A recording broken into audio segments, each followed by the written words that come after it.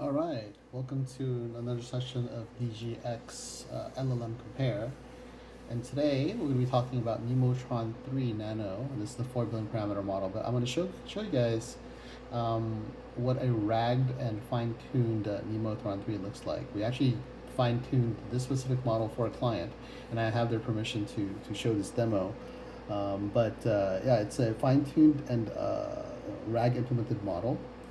And essentially, what we wanted to do was showcase certain zip codes with additional information for the real estate agent staff to when they're going out with clients, they can show artificial intelligence on their mobile phones because this is tied into remote control, and it will contain. You can either have unit specific ones. Say you're showing 10 units today or 10 properties today. You can have additional information on there. Or if you wanted to show the entire zip code, then additional information will be served up. And it's really fast, and it's done locally, right? It's not going to the cloud. So before anything else, let me show you guys a baseline. So here's just Nemotron 3, and this is a public model.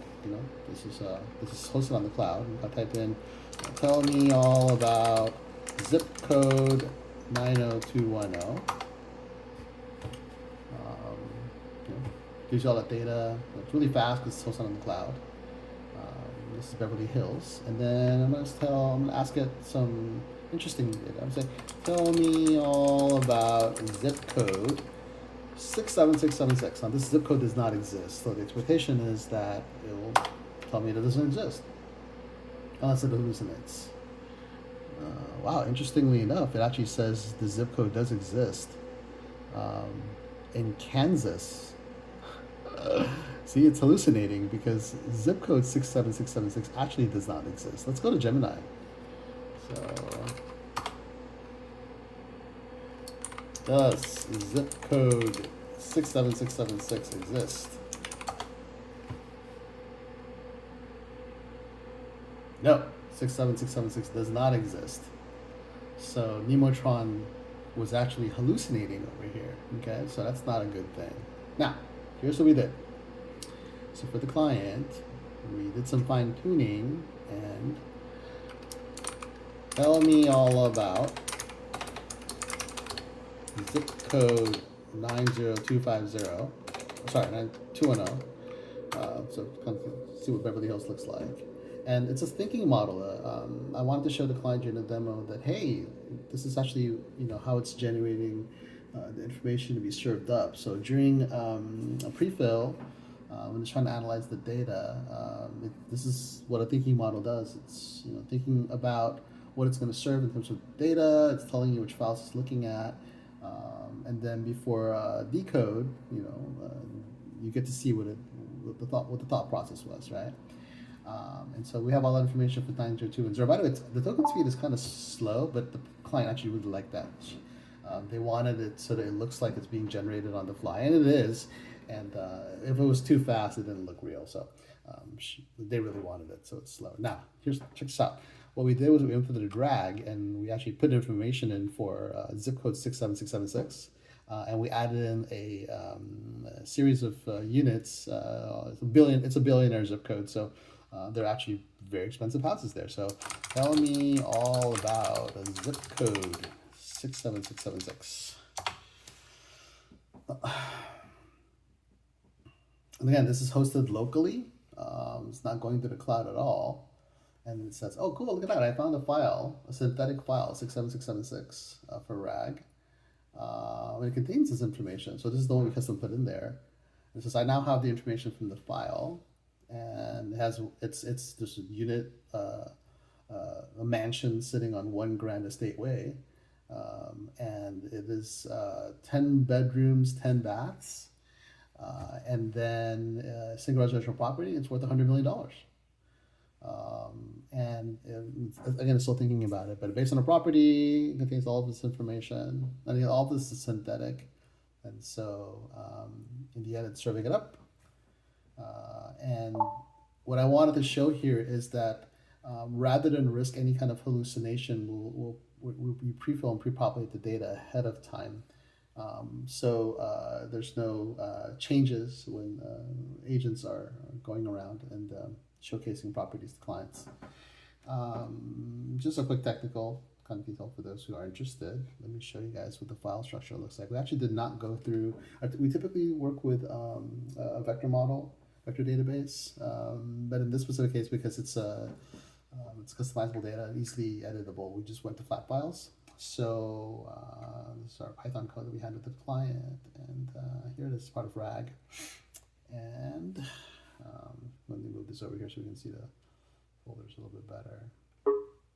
Oops, move that away here.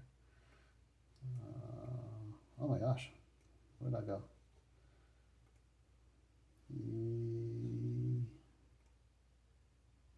There you go. Sorry about that.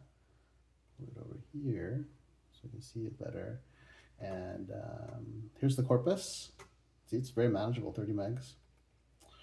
And the flat file looks like this. Easy to edit. Right? This data set is real. We grabbed that from the LA assessors. And then here is the custom model that we used. It's also a flat file. And here is the synthetic data that we generated. So it's really easy to see one simple flat file. So let's pretend you wanted to show 10 properties today. You could add in, just directly copy and paste from the MLS or any kind of additional documentation you have, and it would be served up very, very quickly and ingested very quickly as well. And what we really like about this is that agents who don't want to work with any kind of heavy technical tools, you just get a document and paste it in, and it'll get served up very, very quickly. There's a script that you can run, and it'll just ingest it in really fast. So, yeah. So that's kind of what we did, and there's actually even an additional better model that we created. And this is there's a Nemotron LA real estate. So it's very new in there.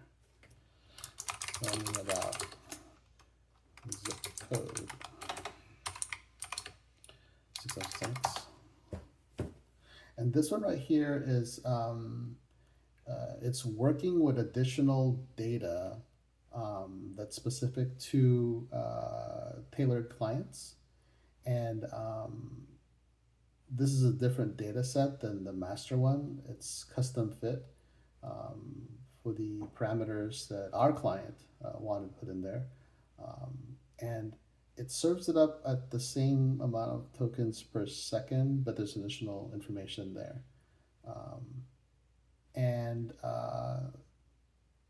So we'll show that up. But there's even a custom model here called the LA Real Estate Assistant, and this is a model that we built. Again, this will be served up on a client's, a real estate agent's phone, and create a new one here. This assistant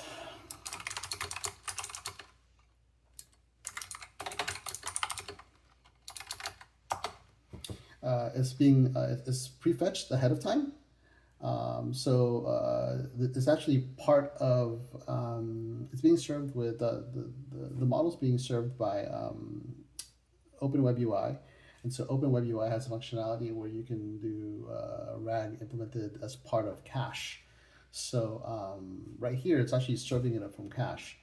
The speed isn't that much faster. I think it's actually a little bit slower, but the thing about it is it doesn't need to go look at additional data. It's done, right? It's very, very fast and it's compressed.